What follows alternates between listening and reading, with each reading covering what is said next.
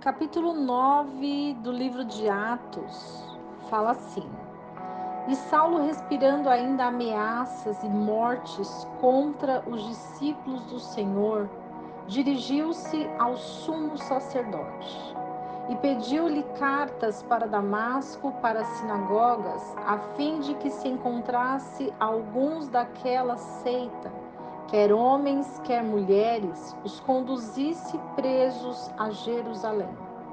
E indo pelo caminho, aconteceu que, chegando perto de Damasco, subitamente o cercou um resplendor de luz do céu. E caindo em terra, ouviu uma voz que lhe dizia: Saulo, Saulo, por que me persegues? E ele disse: Quem é, Senhor? E disse o Senhor: Eu sou Jesus, a quem tu persegues. Duro é para ti recalcitrar contra os aguilhões? E ele, tremendo e atônito, disse: Senhor, que queres que eu faça? E disse-lhe o Senhor: Levanta-te e entra na cidade, e lá te será dito o que te convém fazer.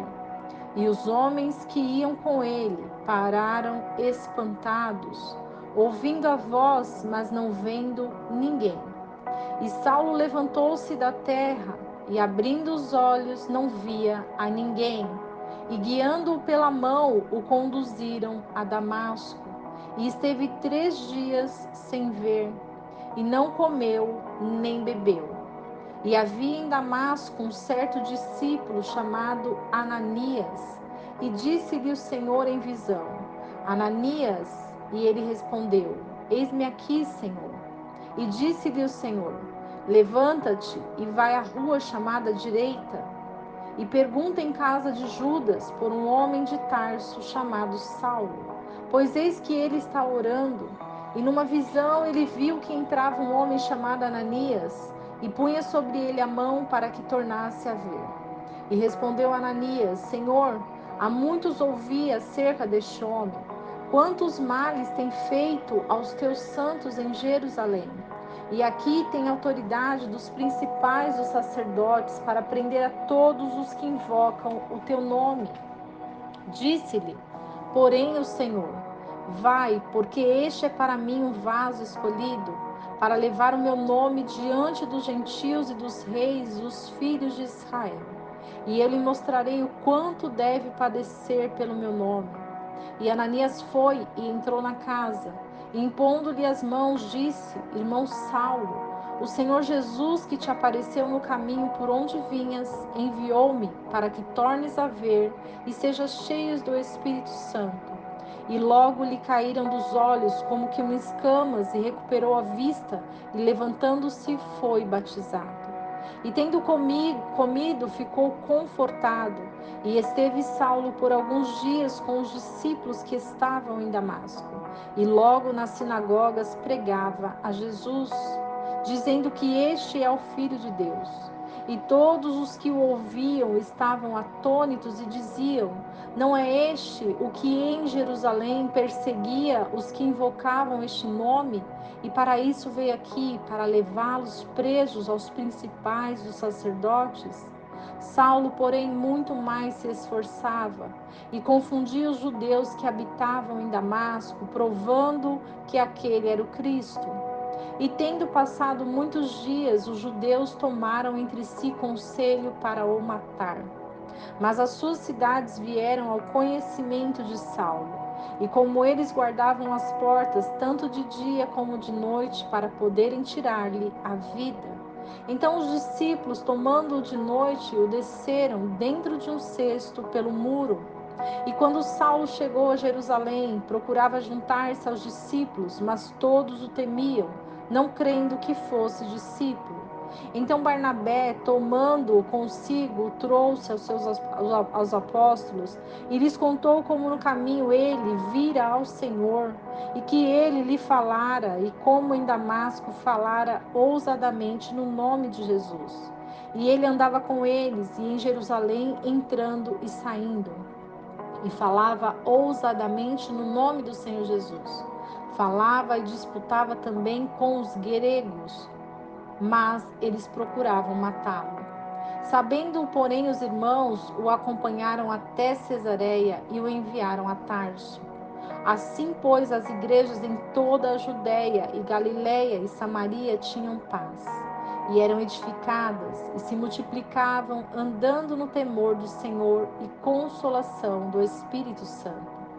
E aconteceu que, passando Pedro por toda a parte, veio também aos santos que habitavam em Lida, e achou ali certo homem chamado Enéas, jazendo numa cama havia 8 anos, o qual era paralítico.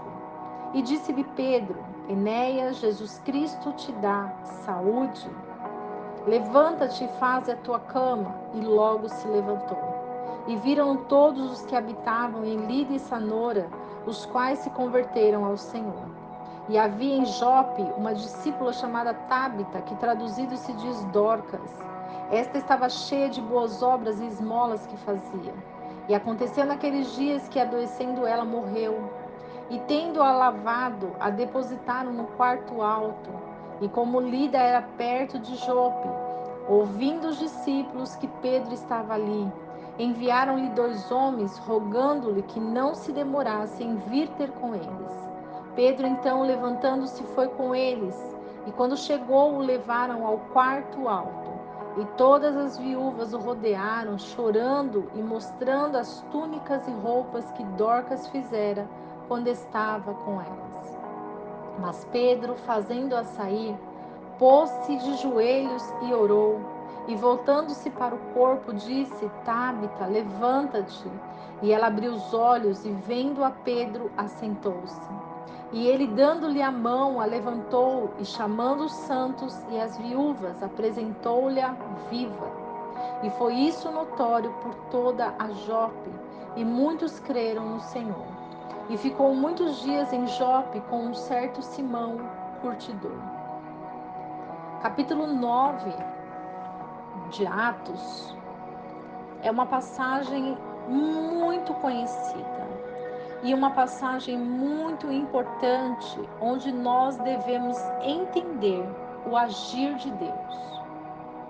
Saulo, como todos conheciam ele no judaísmo, se tornou Paulo. Quando ele perseguia a igreja, ele machucava o coração de Deus.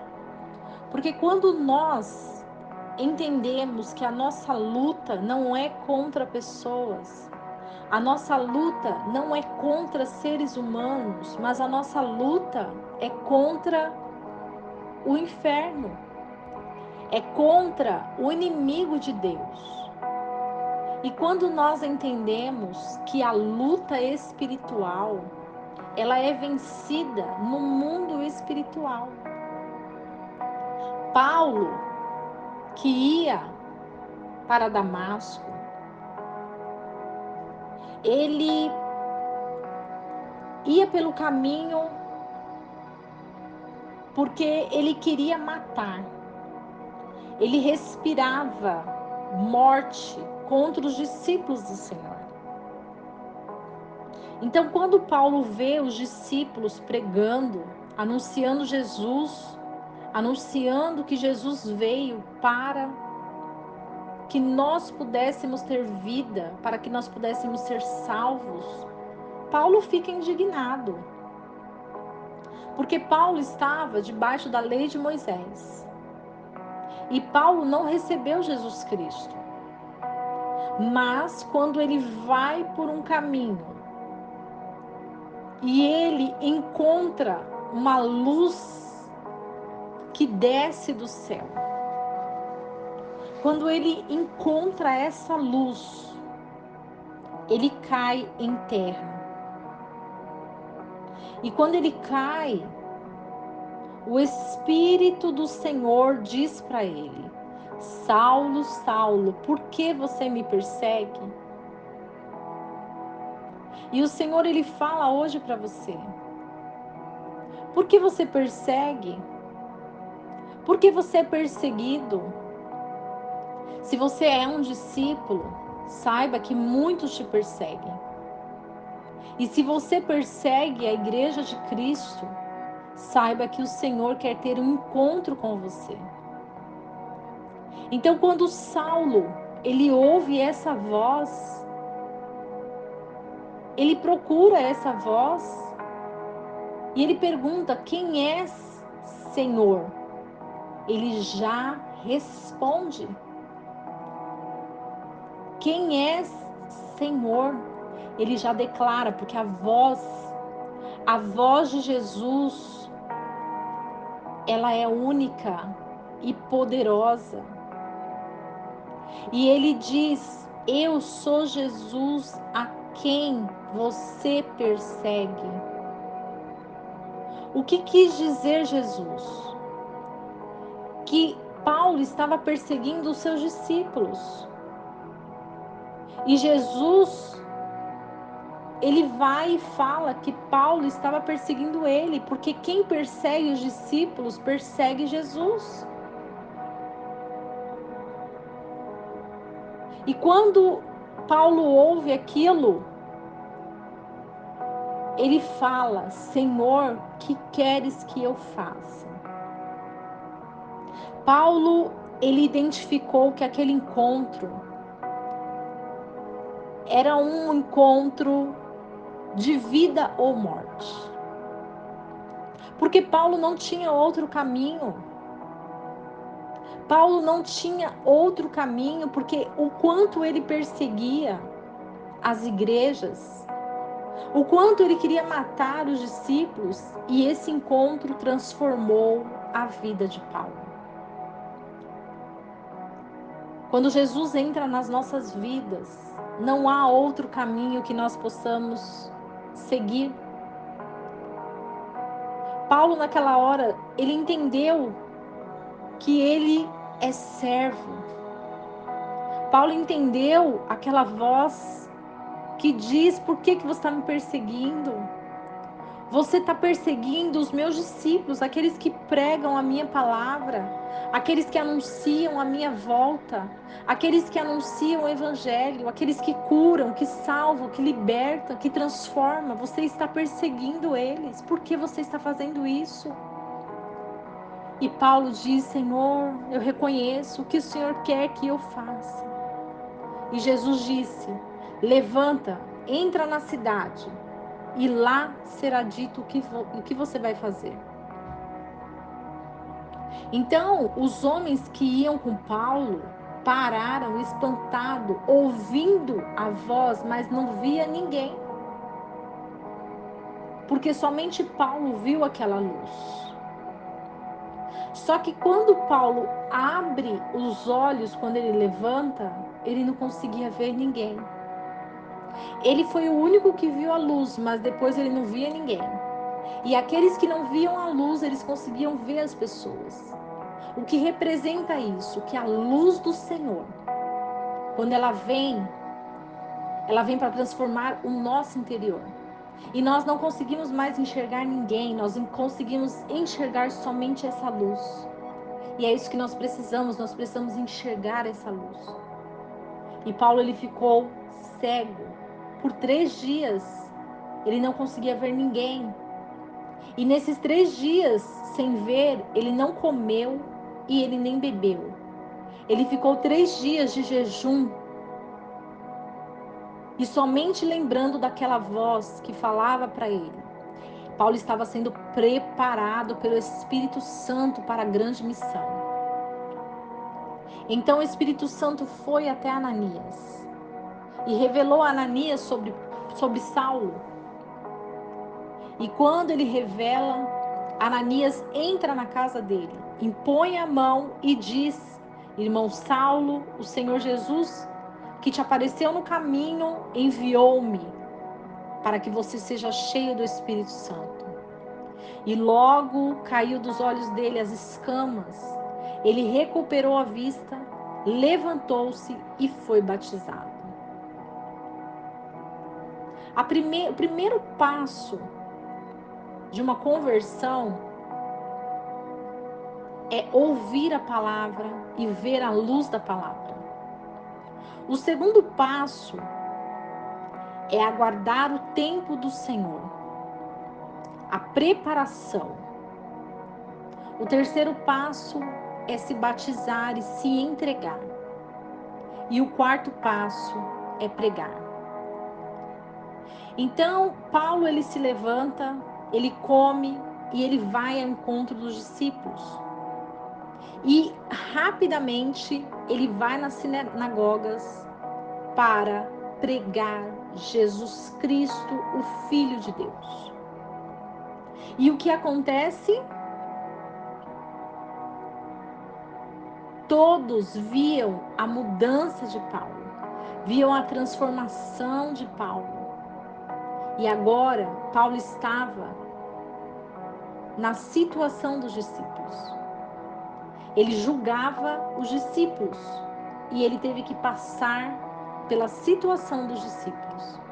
E quando ele passa pela situação dos discípulos, ele entende a dor dos discípulos, porque todos os judeus que ouviam Paulo perseguiam ele.